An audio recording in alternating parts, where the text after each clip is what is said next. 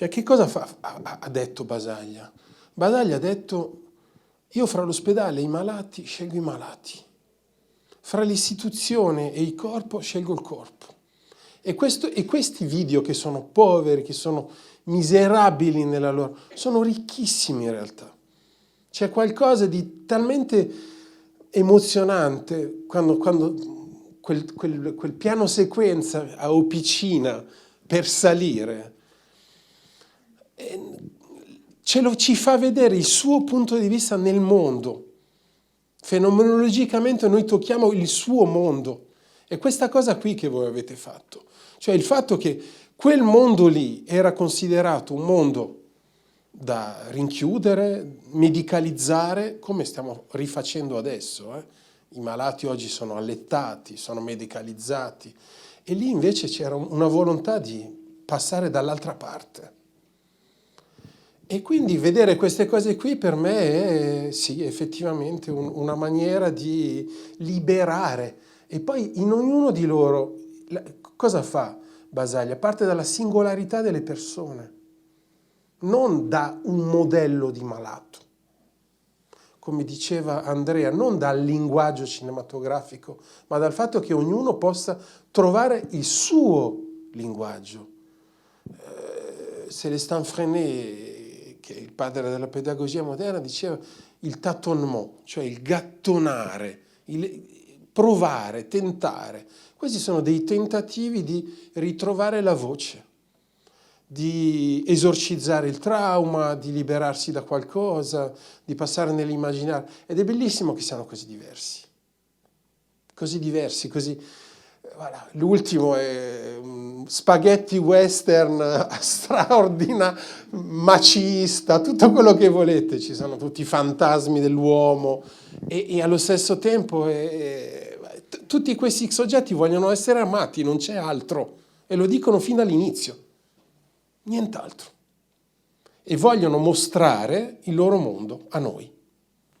E che sia stato possibile, per me è un gesto, è il più alto gesto politico. Cioè, la rappresentazione politica non è eleggere i parlamentari, è questa roba qua, per me, la rappresentazione politica. Cioè, di veramente dare una possibilità di emancipazione alla persona in quanto tale. Io credo, sì, tutto giusto, è profondo. Io mi limito, scendo un po' di gradino. La nostra intenzione era quella di verificare se il cinema, dato apertamente, potesse facilitare una lettura personale riportata fuori, il vissuto di ciascuno con difficoltà, con tutte le difficoltà che queste persone hanno individualmente, se il cinema come linguaggio potesse facilitare da una parte loro l'espressione, però se non c'è poi dall'altra parte la lettura, e non serve molto. La lettura non c'è stata a livello di, ma impossibilità, perché non erano le condizioni in cui l'aspetto medico potesse farsi carico di appunto usare questo materiale prodotto dall'anima di queste persone per facilitare un approccio con loro che potesse, ti dico, portarli che ne so, a un miglioramento però quantomeno per una comprensione dell'essere singolo umano, perché ognuno di questi film è espressione di una persona, brutto, bello, stupido, quello che volete, ma è quello che loro hanno tirato fuori. All'inizio voi volevate fare un film collettivo. Vabbè, ci abbiamo rinunciato subito perché non erano proprio le condizioni del formare un gruppo, perché ognuno, tutti individualisti al massimo questi personaggi, cioè, è già stato Fulvio tanto... chi era? Fulvio Castioni ha fatto 2 film, questo della sua sofferenza che l'ha portato in ospedale, e il primo invece era il primo che ha fatto era un bel documentario su non so se esiste ancora un quartiere interno alla città di Trieste, dove sei Alfio? C'è sempre quel quartiere lì. Lui l'ha raccontato proprio come immagini di documentario, percorrendo viottoli, anche nella gita in montagna. Beh, quello parliamo, ci sono anch'io dentro nel film di cose, quello gioco forza, cioè voi ora per portare la cosa più a un livello di simpatia, anche di divertimento. Immaginatevi la realizzazione di questi film. Solo dove trovi un cavallo? A Trieste per fare cowboy e tutte queste cose qua. Già quella è una bella complicazione, ma ogni singola ripresa ha avuto le sue belle complicazioni, ma non per noi a realizzarlo, per l'autore, perché è lui che doveva farsi carico di trovare le comparse. Non ti dico il cavallo, no, il cavallo non ci ha pensato lui, ci ha pensato qualcun altro. Però ecco, la situazione è questa: fare un film vuol dire veramente fare i conti con la realtà. Se non ce la fai, cioè non fai un film se non metti insieme tutto quello che ti serve. E noi eravamo convinti, siamo ancora convinti, il cinema fatto dai bambini è ancora una rivoluzione non andata a compimento, perché tanto la scuola poi è cambiata completamente. Questo è stato un tentativo analogo. Io credo che ci debba essere sempre l'intenzione di provare a fare qualcosa con i mezzi, non subirli, usarli. Questo è importante, secondo me. Il video in quel periodo lì c'era stato... ci sono stati vari libri che sono stati scritti sull'arrivo del porto. L'idea che il video costava poco, si poteva proiettare sui mercati, bastava un monitor, non nei cinema, non si poteva proiettare nei cinema, però in qualche modo il video è stato eletto a mezzo d'elezione da tutta una parte del militantismo, che siano le femministe, che siano i gauchiste, insomma, e voi come un mezzo di emancipazione, perché appunto di liberarsi dalla pesantezza economica e strumentale del cinema. Voi quando avete pensato che cosa... No, per noi la scelta del video era obbligatoria, era per forza di cose una possibilità un tentativo di vedere se c'era la possibilità di far fare dei film in tempi limitatissimi. Siamo stati 3 mesi noi nell'ospedale, cioè se non c'era alternativa, se non ci fosse stato il video disponibile. Poi questo è stato nel 73, non se ne parlava ancora, veramente come si chiama, il libretto di Faenza. Il titolo te lo ricordi? Vabbè, è venuto parecchio dopo, quando veramente il video cominciava a essere alla portata di tutti e quindi usato come mezzo di comunicazione ribelle, sì. Diciamo, ribelle, perché era facile, era possibile, questo sì. Ma la tecnica non ha molta importanza. Non ha molta importanza. Se tu usi, secondo me è importante fare riferimento ai linguaggi delle nuove. Ora poi, ragazzi, siamo in un mondo che è tutto da scoprire, ma è cambiato completamente. Quindi ora le nuove potenzialità dei mezzi di comunicazione sono disponibili a tutti, ma forse ci portano a fin troppo caos, non lo so. E i film sono stati visti in che contesto? Nell'ospedale sono stati visti fuori? Come li avete mostrati? Sì. Finito un film lo si portava non tutti, dico tutti i reparti, si facevano le affissioni per tutto l'ospedale per dire venite al P che c'è la proiezione del film. Qualcuno veniva, qualcuno veniva. Sono stati visti poche volte, proprio a fine film, dai degenti, da chi rispondeva all'invito. I medici? No, nessuno. Ma non siamo riusciti proprio a dialogare, se non con i volontari, con qualche medico disponibile a darci una mano. Ma non ne faccio cioè veramente, ripeto, era una condizione di grandissima operazione, anche qui rivoluzionaria di Basaglia, erano altri problemi a cui non c'era la possibilità che in quelle condizioni ci potessero seguire da questo punto di vista. Un po' di rammarico c'è, ma era così. Noi più di 3 mesi non potevamo fare. È rimasta mia sorella, è rimasta lì ed è stata coinvolta per anni e anni e anni nel lavoro non di cinema fatto dai matti, perché però è stata coinvolta a livello di volontariato, nel senso proprio di dare una mano. E questo è il Ci sono delle fatti. domande?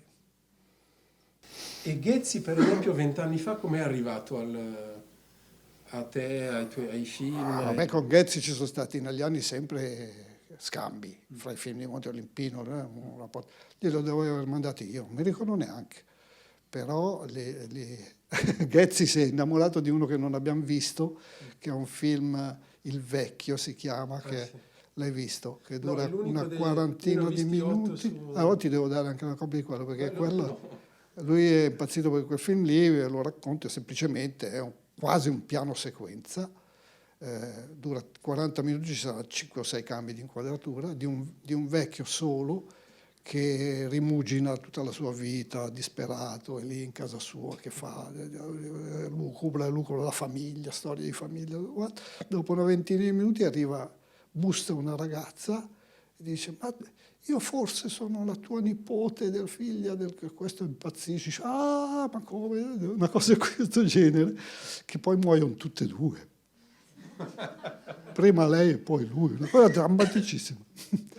Cosa c'è nelle persone che li porta a ideare un film di questo tipo?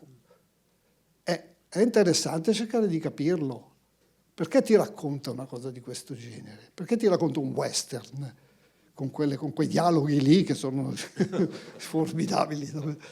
Perché è interessante andare... Cioè, se lo usi come grimaldello per entrare dentro nel rapporto con la persona, forse ti porta a qualcosa di inaspettato, non so. Quindi, in sostanza, tu pensi che... Perché poi è entrata l'arte terapia anche Voi non avete avuto nessun legame con quest'altro mondo? Non siete stati considerati da questa... Ma no, non per quello, no. Ti ripeto, il nostro atteggiamento è quello di cercare sempre la possibilità che chi non ha i mezzi a disposizione per comunicare li abbia e proporli. L'abbiamo fatto anche ai ragazzi del carcere, l'abbiamo fatto con i vecchietti dei ricoveri, con analoghi risultati, ecco, voglio dire, qualche libertà in più per qualcuno, ma poco costrutto dal punto di vista dell'efficacia. Dal punto di vista proprio pratico, chi vi ha finanziato questi 3 mesi e L'acquisto delle cose è stato della provincia di Trieste. È rimasto a loro poi l'apparecchiatura e non credo che abbiano fatto nessun tipo di utilizzo. E ci hanno rimborsato le spese, mangiavamo e dormivamo lì. Okay. Ecco, questo sì. Ma è sempre stato un po' così il nostro atteggiamento nei confronti di... Professionalmente io sono sempre stato un realizzatore, un produttore, un autore, un regista, quindi il mio campo professionale l'ho sviluppato separatamente da queste cose, non è che diciamo che per noi è sempre stato un tentativo di aprire delle possibilità in più. Prego. Forse mi sono persa. In che anno sono stati nel 73 tutti quanti, e l'intento era era quello di dare voce alla persona singola, ma non c'era anche un intento di tipo una denunzia sociale, cioè a livello mediatico. Proponevamo a queste persone di essere autori loro. Quindi a quel punto quello che decidono loro va benissimo, nessuno è mai intervenuto né nel proporre, né neanche a livello di realizzazioni, di insegnargli a sceneggiatura, guarda che non si fa così. No, fate come volete perché rispecchia la vostra... Se lei vede sì, questo il sì. libretto che ho curato per il festival, sono tantissimi film che escono in quegli anni lì per denunciare, per raccontare, libri fotografici, sono tantissime cose. Per me era interessante giustamente non mostrare sempre quei film lì di denuncia, ma di partire dal basso, cioè di vedere che appunto la differenza è tutta lì. O gli proponi di essere autore ai bambini, ai matti, a chi vuoi, e allora va bene, lo rispetti come autore, gli dai un mezzo in mano, oppure tu ti fai carico di una comunicazione tua. Guarda, Basaglia non li ha neanche visti, credo, perché non è, però a un certo punto ci aveva chiamato per dirci: già che ci siete, perché non fate anche un documentario sul nostro lavoro, su cosa stiamo magari facendo, come facevamo? Non era possibile, neanche il mezzo era adatto, perché avete visto la pochezza tecnica di questa roba, lì ci sarebbe voluto veramente un intervento più professionale, ma non avevamo né l'interesse, perché non volevamo fare una cosa di questo genere. Quindi, ripeto, No, e poi Basaglia è stato un uomo che sapeva usare i mezzi di comunicazione, quindi sapeva benissimo parlare in un film, andare in un dibattito televisivo. Li vedrete i film, sabato ci sono tutta una serie di film con lui dentro, c'è un film finlandese, il film fatto da Zavoli, straordinario, I giardini di Abele, insomma e altre cose con lui dentro, in cui vedrete com'è a suo agio con il mezzo, e poi è comunque uno scrittore, è un filosofo, quindi è un pensatore, quindi ha pubblicato tutta una serie di libri fondamentali con Einaudi, non con una piccola casa editrice, Einaudi in quegli anni lì. Quindi è al centro del dibattito culturale italiano di quegli anni lì. Prima con Gorizia, perché è a Gorizia che parte tutto, e poi a Trieste, dove era appena arrivato praticamente. Sì. Comunque uno degli autori ha fatto anche una critica, una denuncia, ha cercato anche di far capire che la situazione andava affrontata. È molto commovente il film. Sì. Più che altro era un periodo di denuncia, ma contro Basaglia.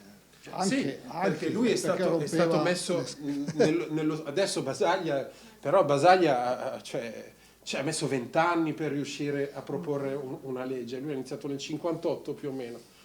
I primi ebauche di legge 78, 20 anni. C'è morto quasi, secondo me, perché è morto in qualche modo e aveva la classe medico-psichiatrica contro di lui.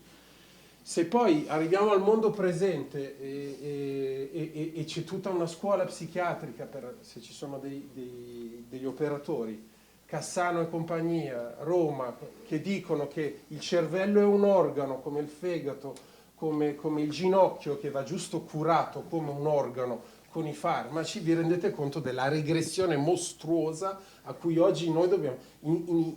Io vivo in Francia da 15 anni, in Francia la psicoterapia, la psicanalisi è sparita dagli ospedali, non esiste più. Sono andato a Saint-Alban, dove Tosquelles, grandissimo psichiatra, ha fondato la psicoterapia istituzionale.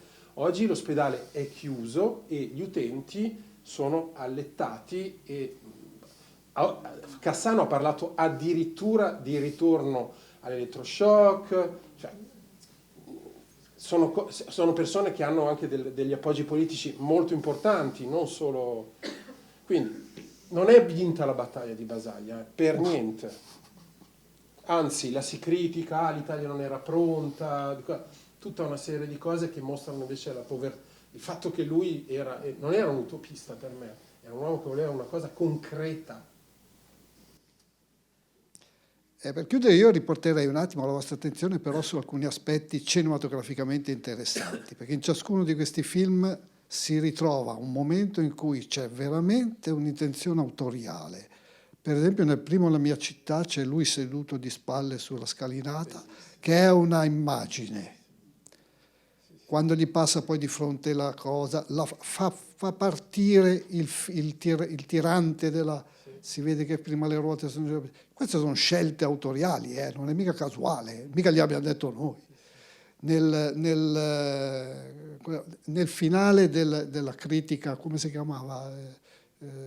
Quello a fumetti, del matto, c'è l'uscita dall'ospedale, c'è l'uscita in macchina, c'è tutta e esce dall'ospedale lui.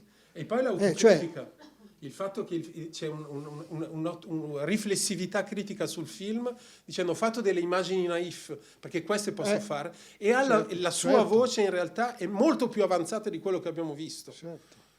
Ci sono momenti anche realizzativi che nascono lì per lì, non è tutto programmato, sapete benissimo, se fate cinema ragazzi, mentre lo fai ti cambia tutte le scelte, tutto quanto. Sono doppiati. Non sono in presa diretta l'audio, quasi tutti i cori, corretti, le voci su quello di montagna, cioè sono tutte scelte che fa l'autore anche man mano modificando le sue intenzioni iniziali. Cioè, fare cinema è interessante, ti metti in relazione, come dicevo all'inizio, con una realtà che devi dominare, devi usarla a modo tuo e secondo me è una potenzialità ancora da giocare nel metterli a disposizione di tutti quanti, se possibile. Non ci credo più tanto in realtà perché non parlo di intelligenza artificiale, ma già con gli smartphone che fanno film, cioè che ci si cambia TikTok, queste cose qui, non so se si perda tanto dell'intenzionalità e si va solo sul rispecchiare le forme in automatico di quello che propone il mezzo. Cioè il mezzo sta diventando veramente il messaggio, come diceva McLuhan.